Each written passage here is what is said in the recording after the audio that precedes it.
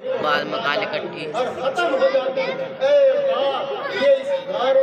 اظہار ہرا اور جنگ نور کی روشنی کی برکت ہے کہ دنیا روشنی میں آئی اندھیریوں میں سے نکلی بہت بڑا اس لیے قرآن حکیم میں ارشاد فرما کتاب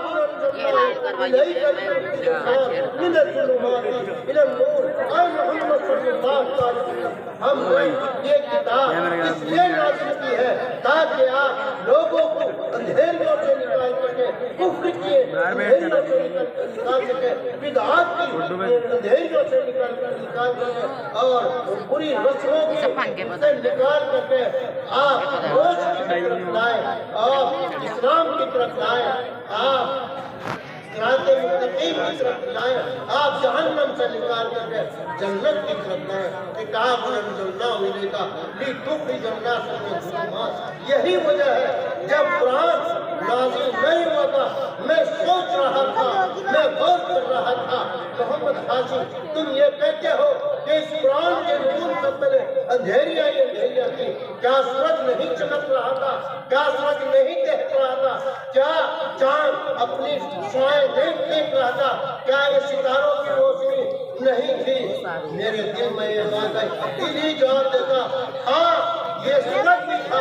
اور یہ چاند بھی تھا یہ ستارے بھی تھے یہ تمام روشنیاں تھیں لیکن ان روشنیوں سے وہ فائدہ اٹھا سکتا ہے جس کے اندر میں روشنی ہو اور جس کے اندر میں روشنی نہیں ہوتی ہے وہ سورج کی دیکھتے سورج کی روشنی سے بھی فائدہ نہیں ہوتا مثال کے طور پر ایک آدمی ہے وہ نابینا ہے وہ اندھا ہے اور اس کے اندر باہر کی روشنی تو بن گئی لیکن اس کے اندر روشنی نہیں ہے کیا وہ سورج کی روشنی میں جی سکتا ہے رو سکتا ہے کوئی کام کر سکتا ہے وہ ہل چلا سکتا ہے ہل تو کیا چلائے گا آگے وہ خالی تو ہل میں لگے آج کل جانتی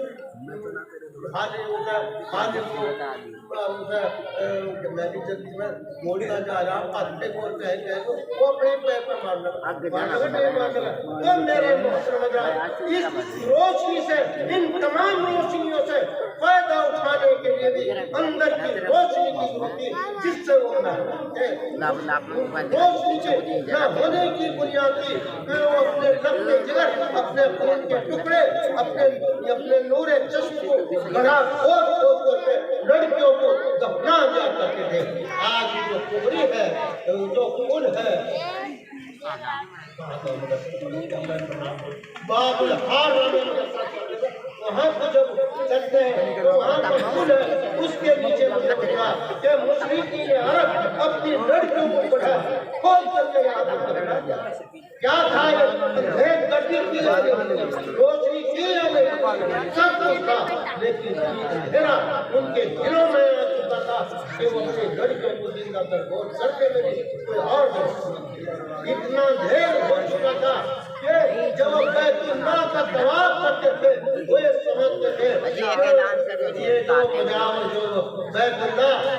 کا سجادہ نشین ہے یا اس کا متولی ہے اس کے ٹکڑے تو پاک ہیں ان کے پتلوں سے ہم طواف کر سکتے ہیں باقی ہم تو گناہ کرتے ہیں ہمارے ان کپڑوں میں کیسے طواف ہو سکتا ہے اب بیچارہ ایک دکان وہ کسی